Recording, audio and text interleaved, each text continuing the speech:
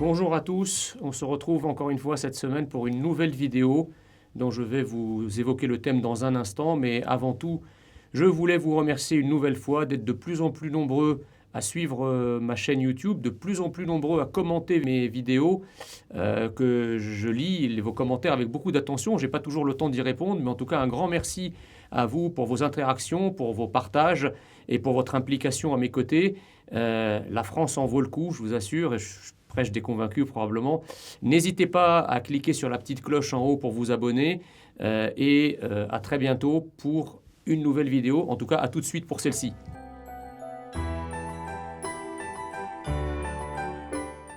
Depuis des années, nous nous laissons bercer par la petite musique du « La République ne reconnaît aucune race et de ce fait ne se livre à aucune analyse ou étude sur des bases ethniques ou s'en approchant ». Très bien. Mais nous avions tout de même remarqué que divers cercles de réflexion, ONG, laboratoires universitaires et autres chercheurs se prêtaient volontiers à cet exercice de statistique pour déceler, entre guillemets, discrimination et inégalité, et que le pouvoir politique censé être racialement neutre n'hésite pas à s'appuyer sur leurs conclusions. Mais imaginait-on un organe de l'État y recourir directement et une ministre valider la démarche? Eh bien oui, et c'est même chose faite. Le Premier ministre dispose d'un service dénommé France Stratégie qui conseille le gouvernement dans son action politique en lui fournissant des analyses dont la qualité et la pertinence ne sont guère contestables, même si on peut en contester évidemment les orientations. Il y a quelques semaines, le 23 février pour être très précis, je tombe sur une webconférence, Covid-19 oblige, dont le thème est « Mixité sociale et ségrégation résidentielle, comment la France évolue ». Cette webconférence est présidée par la ministre au Logement Emmanuelle Wargon, grande prêtresse de la mixité sociale et en creux ethnique. Elle est l'incarnation absolue de la génération fils ou fille d'eux. Son père, paix à son âme, n'était autre que Lionel Stoléru, polytechnicien, personnage politique brillant et grand serviteur de l'État. Sa mère est Francine Wolf, énarque pour sa part. Mademoiselle Stoléru fait sa scolarité au lycée Molière, établissement chic du très chic 16e arrondissement de Paris, où elle a dû rencontrer une diversité, disons, triée sur le volet. Suivent HEC et ENA, rencontre avec Mathias Wargon, brillant quoique turbulent médecin hospitalier, mariage dans l'entre-soi, et puis il y a une belle résidence à Saint-Mandé, banlieue très cossue, accolée au bois de Vincennes, valant, selon le Figaro, 1,5 million d'euros. Assez bizarre de vivre dans un tel endroit si huppé, au lieu de s'installer dans le 9-3 quand on sait que le très occupé docteur Wargon travaille au SMUR de l'hôpital de Saint-Denis. Vraiment dommage. Cela aurait été pour leurs 3 enfants l'occasion de fréquenter des établissements scolaires où règne une belle et grande diversité ethnico-sociale. Vous me direz, enfants juifs dans le 9-3, vous me direz qu'ils en auraient vu des vertes et des pas mûres. Mais enfin, quand on prétend avoir des choix idéologiques chevillés au cœur, il faut les assumer, que diantre! Cerise sur le macroute, c'eût été très cool pour Emmanuel et Mathias d'entendre leurs rejetons parler la novlangue, avec ce bel accent cité qui fleure bon le Maghreb et l'Afrique noire. Et qui sait, peut-être, c'eût été aussi l'occasion de préparer un métissage de bon aloi pour la génération future avec un Mouloud ou une Yasmina. Et à la clé, une conversion à l'islam pour la convenance de la belle famille. Bon, je précise, je n'ai absolument rien ni contre Madame Wargon, ni contre son époux, qui s'est tout de même fendu d'un tweet où il pose le postulat de l'existence de bons arabes et de mauvais arabes et me qualifie d'ordure, voyant en moi, je cite, le bon arabe de l'extrême droite. Pas très sympa pour un humaniste antiraciste. Plus surprenant, absolument aucune réaction de tous ceux que la sphère progressiste compte de médias ou de politique. Imaginez le tollé si un membre du camp national évoquait de bons et de mauvais noirs ou de bons et de mauvais juifs. Pire, imaginez qu'un patriote ait eu le mauvais goût de dire de Mathias Wargon qu'il était, je cite, le bon juif de l'extrême gauche. C'eût été cri d'orfraie et convulsions apoplectiques. Mais là, rien. Les mêmes ont avalé leur langue. Bref, après ce dégagement, je décide de me plonger dans le sujet proposé par France Stratégie, fleurant un parfum de bien-pensance. Dans ma relative naïveté, je pensais y trouver une mesure historique de la mixité sociale au sens strict du terme, c'est-à-dire rien que social. Et cela y figure. Les rapporteurs ont utilisé des données territoriales très précises de l'INSEE sur 55 unités urbaines de plus de 100 000 habitants pour évaluer l'implantation de populations de diverses classes sociales dans ces territoires au cours de la période 1990-2015.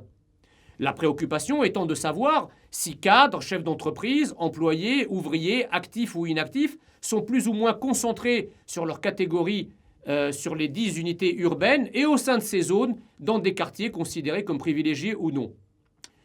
Je dois avouer ma relative incompréhension face à cette interrogation. Parce qu'au fond, qu'est-ce que cela peut faire que des classes sociales se mélangent ou non après tout? Ce qui compte, c'est que riches ou pauvres, patrons ou simples salariés, en activité ou en retraite, nous bénéficions tous, là où nous vivons, du même niveau de service public, tant en qualité qu'en quantité.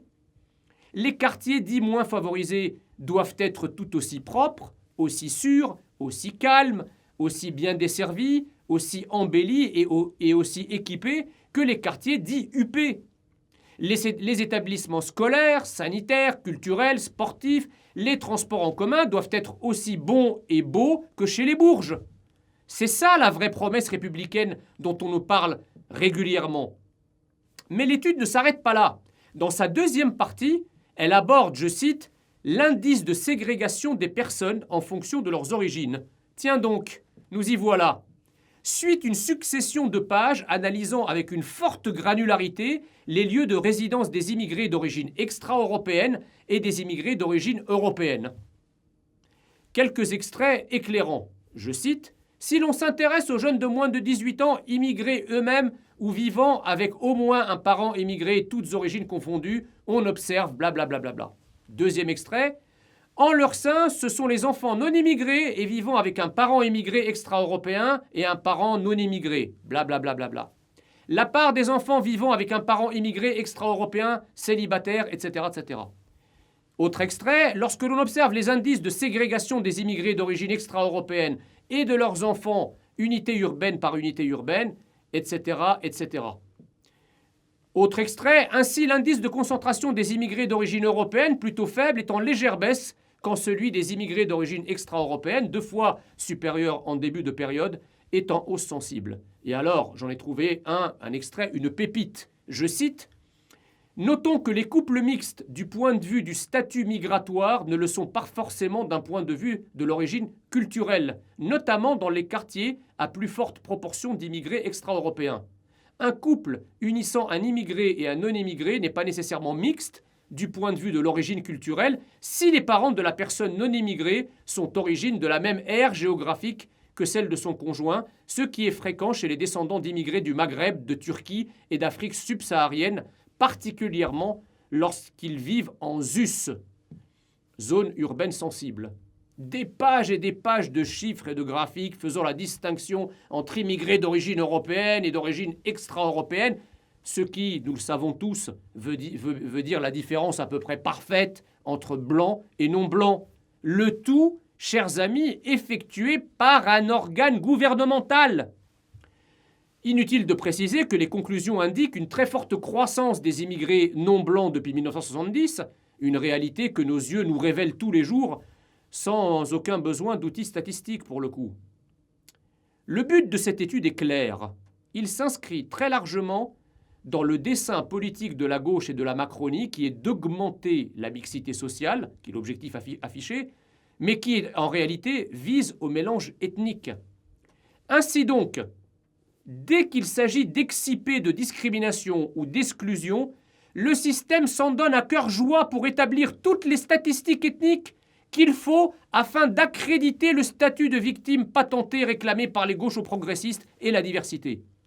Mais dès qu'il s'agit de démontrer que des populations issues de certaines immigrations sont source de problèmes, de dangerosité, de délinquance ou de criminalité, les mêmes vous rétorquent avec un insupportable culot matiné de mauvaise foi. Comment pouvez-vous dire cela puisque les statistiques ethniques sont interdites ?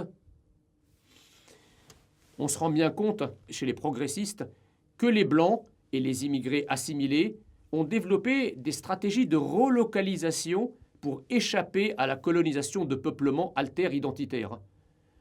Alors, il faut les attraper au tournant. Ah, vous, les petits et moyens blancs, et ceux qui s'y identifient, ne voulez pas vivre au milieu des légions de Mohamed et de Aïcha, et vous avez migré vers des territoires encore à peu près gaulois? Ah, qu'à cela ne tienne, on va vous en envoyer un max. Cela vous fera les pieds. Voilà ce que nous assènent nos élites dirigeantes en permanence. Mais faut pas déconner non plus.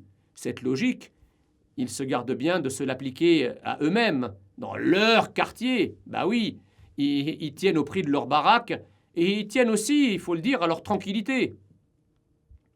Pour en revenir à l'étude de France Stratégie, je veux bien que l'on mesure le degré de ségrégation géographique des immigrés blancs et non blancs.